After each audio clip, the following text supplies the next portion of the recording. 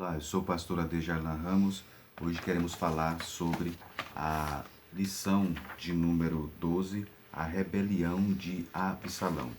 Esse foi um momento, então, trágico, vamos dizer assim, durante o reinado, então, de Davi.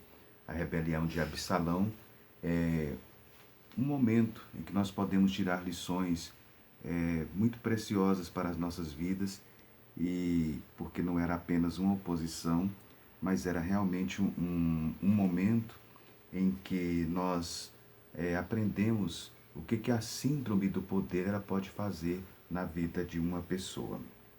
Bem, inicialmente, nós queremos dizer que, relacionado à biografia de Absalão, a primeira parte do comentário trata exatamente acerca disso, ou seja, o homem Absalão.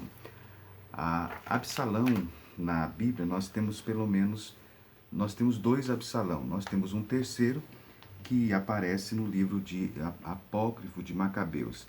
Então nós temos o Absalão, que é o filho de Davi, que nós vamos estudar, e temos também Absalão, avô de Maaca, era esposa de Roboão.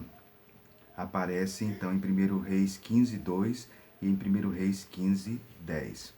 O outro Absalão aparece nos livros apócrifos, era um embaixador no exército de Jonatã Macabeus e pai de Matatias e Jonatas. Aparece no livro apócrifo de Macabeus. Então, e o terceiro é o Absalão, então filho de Davi, que nós vamos estudar. Então, biblicamente, nós temos então dois Absalão. Bem, em relação a alguns dados, primeiramente a lição, ela comenta acerca da pessoa de Absalão, alguns dados biográficos em relação a Absalão. Bem, a nossa revista ela comenta sobre a descrição de Absalão. Absalão, segundo a Bíblia, ele era o terceiro filho de Davi com Maaca, era filho de Talmai, rei de Gesur. Ele nasceu em Hebrom. A Bíblia nos mostra ele como um filho predileto de Davi. Ele tinha inclusive uma vida de luxo, né? Nós podemos observar assim. E a Bíblia também nos dá alguns dados, inclusive sobre os seus destaques, a sua beleza. A palavra Absalão, ela vem da língua hebraica e quer dizer pai da paz, né? Ele deve ter nascido provavelmente no ano 1000 a.C., e a Bíblia ela faz uma descrição dele com uma beleza singular, sem defeito. A Bíblia, inclusive, quando fala sobre ele, fala da sua cabeleira. E a Bíblia diz que ela era cortada a cada ano, chegava a pesar cerca de 2 quilos. Né? A Bíblia, então, faz uma menção à beleza de Salomão, de Absalão, digo. Né? Outra coisa que podemos observar em relação a isso, a palavra belo, beleza, formoso, ela está relacionada a elegante, lindo, bonito. É a mesma palavra que aparece em Gênesis, capítulo 39, o versículo 6. Então, são alguns dados em relação a Absalão, a descrição de Absalão. A Bíblia, então, traz destaque sobre a sua beleza física, mas não traz nenhum destaque para a sua vida espiritual.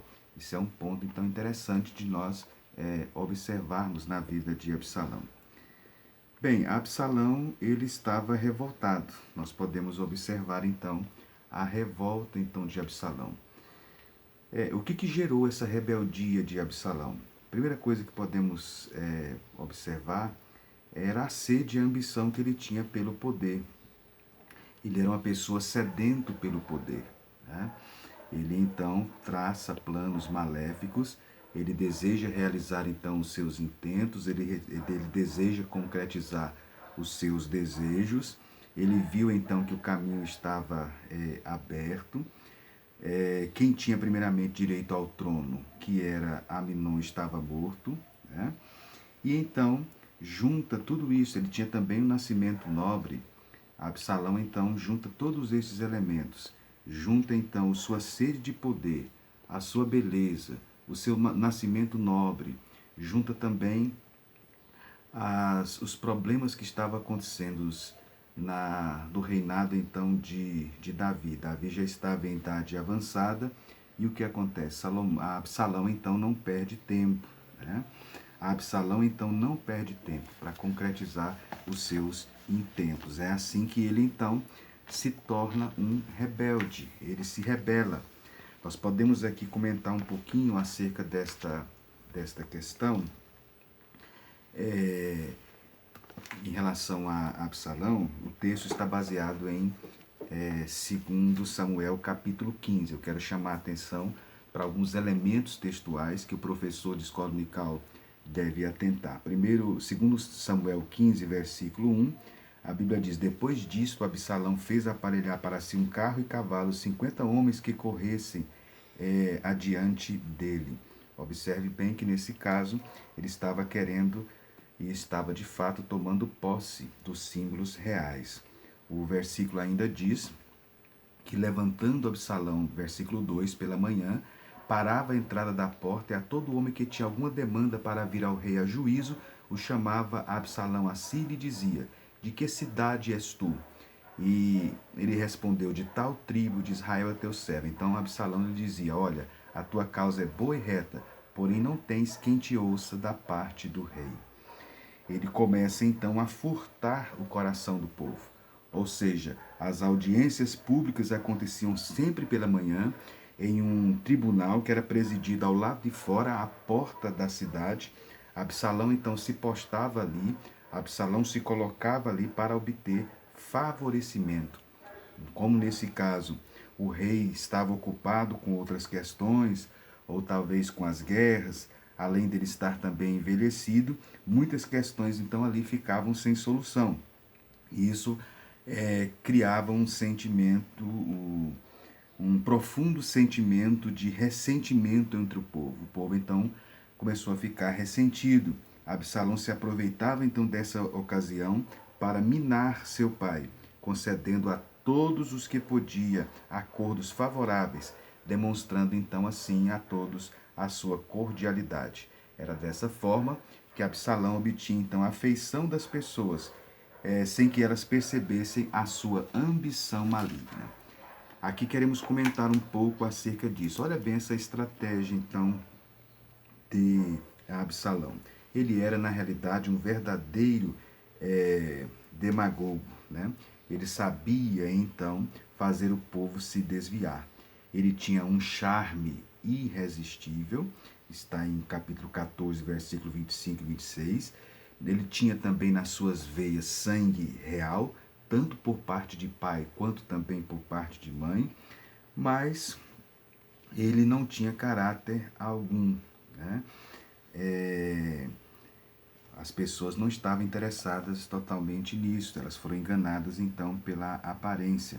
As pessoas seguiam qualquer um que falasse o que desejavam ouvir e o que lhes dessem o que queriam. Então ele era um verdadeiro demagogo. Certa pessoa disse, um jornalista disse que demagogo é alguém que prega doutrinas que sabem serem falsas a homens que sabem serem idiotas. E um escritor, James Cooper, disse: aquele que promove os próprios interesses ao fingir profunda dedicação aos interesses do povo. Esse é o demagogo. Então, Absalão, ele era um demagogo. Ele não era apenas um mentiroso de primeira linha, mas ele era um homem também capaz de ser paciente, de discernir o momento certo de agir. Ele esperou, por exemplo, 2 anos até mandar matar Aminon. E depois esperou 4 anos antes de se rebelar abertamente contra o seu pai. Então ele era paciente, além de ser demagogo, ele sabia então agir no momento certo, ele tinha paciência para agir com astúcia. Quando nós lemos, por exemplo, os Salmos de Davi, os chamados Salmos do Exílio, temos a impressão de que nessa época o rei se encontrava enfermo, não estava cuidando diretamente dos assuntos do reino, e isso deu oportunidade para Absalão, então, agir, né? Tomar o seu lugar e assumir o controle, então, do reinado. Ele, então, demonstrou egoísta, ele demonstrou habilidoso e usou todos os artifícios possíveis à sua disposição para encantar e para granjear o seu apoio. Davi havia conquistado o coração do povo pelo sacrifício e pelo serviço, mas Absalão ele fez de um modo mais fácil. Como foi que Absalão conquistou o povo? Não foi pelo serviço, pelos sacrifícios. Ele conquistou o povo exatamente criando então uma imagem irresistível de si mesmo ao povo. Davi então foi um herói, enquanto Absalão foi apenas uma celebridade. Então, muitas pessoas passaram a não dar o devido valor ao rei, no caso, Davi. Então, nesse primeiro momento do comentário, então, da nossa lição, Absalão certamente ele foi motivado por algumas questões, né? É claro que a causa disso foram os problemas que houve na família de Davi. A queda de Davi enfraqueceu espiritualmente, moralmente sua família. Os problemas começam a atropelar na família de Davi. Temos o estupro de Tamar por Amnon, depois a morte deste por Absalão, que teve que fugir, ficar distante do pai por 3 anos. O retorno de Absalão contou com a estratégia de Joabe, né? Davi fica sem falar com Absalão aproximadamente 2 anos depois que ele retorna, e isso foi promovendo então o ódio e a amargura no coração de Absalão para com o seu pai. Então, juntou todos estes elementos, juntou a ambição do poder que ele tinha e também juntou, claro que nada justifica esse procedimento errado dos filhos, mas de uma certa forma dá a entender que Davi contribuiu para isso no sentido de que os seus pecados então proporcionaram os desmandos então tanto no seu reinado quanto também na sua casa, quanto também na sua família. Bem, a segunda parte então do comentário, eles comenta especificamente sobre a revolta de Absalão. O reinado de Davi então se ficou fraco, vulnerável, né? Os processos foram se acumulando, havia muita vulnerabilidade então no reinado de Davi. As pessoas então procuravam o rei para resolver alguma causa e não tinham resposta. Isso foi gerando então descontentamento. Provavelmente também o conhecimento que o povo tinha do pecado de Davi fez com que, de uma certa forma, as pessoas então começassem então a abandoná-lo, né? A perder a fé, vamos dizer assim, no homem segundo o coração de Deus. Diante então de todas estas circunstâncias, diante da fraqueza do reinado de Davi, que começa a se desenhar a partir desse momento. Então, no primeiro momento, tivemos um Davi destemido, corajoso, de vitórias. Em um segundo momento, nós temos então um Davi que, devido ao pecado, as coisas foram se atropelando em sua vida. E então, com todas essas circunstâncias, Absalão dá início então a uma revolta, né? E essa revolta foi ganhando corpo, proporção, e nós sabemos então o desfecho. Outro momento do comentário, aqui cabe também um comentário que foi feito na lição, que uma aplicação, o obreiro deve proceder corretamente, de forma irrepreensível, o que diz 1 Timóteo 3,2, porque a fragmentação da vida moral e espiritual, ela abre brechas para atropelar outros elementos negativos na vida então do obreiro cristão. Foi assim então com Davi. A Bíblia diz que um abismo chama outro abismo. Então as coisas foram se atropelando na casa então de Davi, como nós estamos vendo. Absalão se tornou então um político. O livro faz um comentário sobre Absalão, o político. Absalão era um politiqueiro. Absalão ele sabia manipular as coisas para o seu bel prazer e também para cumprir os seus intentos. Na realidade, ele era um ator que sabia fazer um show. Ele era sutil, ele era astuto, ele consegue chamar a atenção do povo. Ele inclusive começa no capítulo 15, versículo 1, exibindo então a sua realeza. Ele tem carros, ele tem corredores diante de si, uma espécie de batedores, né? Isso tudo para impressionar as pessoas. Ele sabe utilizar então a realeza que ele tinha com toda aquela pompa. A revista ela faz então um comentário sobre essa ação política de Absalão. Primeiro, ele demonstrava o espírito de grandeza, ele exibia sua imagem. Ele era daquele tipo de pessoa que queria apenas impressionar o povo, mostrar-se grandioso. O texto diz que levantando-se cedo, acredita-se que a corte de Davi não atendia bem cedo as pessoas, o que gerava uma falha, então ele levantava mais cedo, ele colocava-se como uma pessoa diligente, ele se levantava mais cedo para atender o povo. Terceiro, buscando um lugar estratégico para ficar. Ele ficava na porta da cidade, né? Ele queria que todos o vissem, por isso se postava à porta da cidade, que é onde acontecia então os julgamentos. Ele queria deixar uma boa impressão.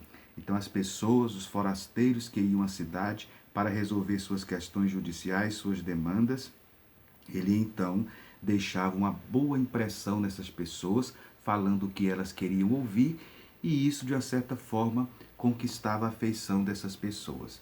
E ele também, outro elemento que destacamos em quinto lugar, ele apontava as fraquezas do reinado do pai. Teus planos e negócios são bons, mas não há da parte do rei ninguém que te ouça. Era isso então que ele dizia. Na realidade, isso não procedia, mas ele agia dessa forma então para apontar as fraquezas então do pai. Em 2 Samuel 14, 4 a 7, nós vemos então que o rei atendeu uma mulher de Tecoa. Então essa afirmação dele não procedia. E por último ele se apresentou como uma pessoa capaz. Ele chegou a dizer assim, quem me dera ser juiz na terra. Ele estava então se apresentando como uma pessoa capaz, né? Então Absalão estava se comportando como um rei, beijava inclusive a mão das pessoas, né? Apertava a mão, também os beijava as pessoas que ele procurava, de forma que a Bíblia diz que ele roubou então o coração das pessoas, né? Bem, Davi então neste momento ele não agita, quem sabe o comentarista diz que provavelmente ele pensou que talvez fosse uma traquinagem do jovem Absalão. Absalão então vai para Hebrom, diz a Bíblia. Ele ele pede autorização do pai, ele nasceu em Hebrom e ele fala que tinha feito uma promessa a Deus, um voto a Deus. Ele quer ir cumprir este voto em Hebrom. Davi, sempre afeito às questões religiosas, permite então que ele vai, e ali então ele começa a preparar a rebelião, né? Foi em Hebrom que Davi tinha sido coroado rei, inicialmente, isso ficava em Judá, durou 7 anos e meio seu reinado ali, e Absalão sabia que lá em Judá o povo tinha um sentimento muito especial, né, pelo reinado, e então estrategicamente ele buscou então aquela região. Ele então escolhe 200 pessoas a dedo para ir estar com ele e ajudar nessa empreitada, inclusive Aitofel, um dos conselheiros de Davi. Isso dá uma impressão muito grande. O povo então fica realmente impressionado com todas essas questões, ou seja, essa conspiração então de Absalão foi muito bem preparada, né? Na realidade, ele tramou essa inspiração. Ele leva esses líderes exatamente para dar a impressão de que o rei apoiava a ação e que por causa então da idade avançada estava compartilhando o reinado. É essa a impressão que ele queria dar. Davi então estaria com a idade avançada, estaria compartilhando o reinado. Na realidade, tudo isso era um disfarce sutil para Absalão ter a liberdade para planejar a sua revolta. Absalão conseguiu fazer tudo isso pela sua esperteza, mas pela também aliada e a negligência então de seu pai. Ele foi esperto, mas também teve a negligência do pai. Então, a lição neste momento ela comenta acerca então dessa atitude política. E o livro também, a revista destaca a lealdade do servo de Davi. Davi apronta para fugir quando sabe dessa atitude, né? Deus já tinha falado que a espada viria sobre a casa de Davi. Davi então sai de Jerusalém com seus amigos, e quando Davi sai de Jerusalém com seus amigos, dentre esses estava um homem chamado Itai. Davi propõe então que ele volte a estar com o rei Absalão, e ele não faz. Ele se coloca prontamente à disposição com fidelidade a Davi. Isso então tocou profundamente o coração de Davi, pois quem deveria ser leal a ele era o seu filho Absalão, mas quem estava sendo leal a ele era Itai, um estrangeiro, inclusive de Gate. Portanto, isso deve ter tocado, né, o coração de Davi. E finalmente a revista comenta sobre a morte então de Absalão.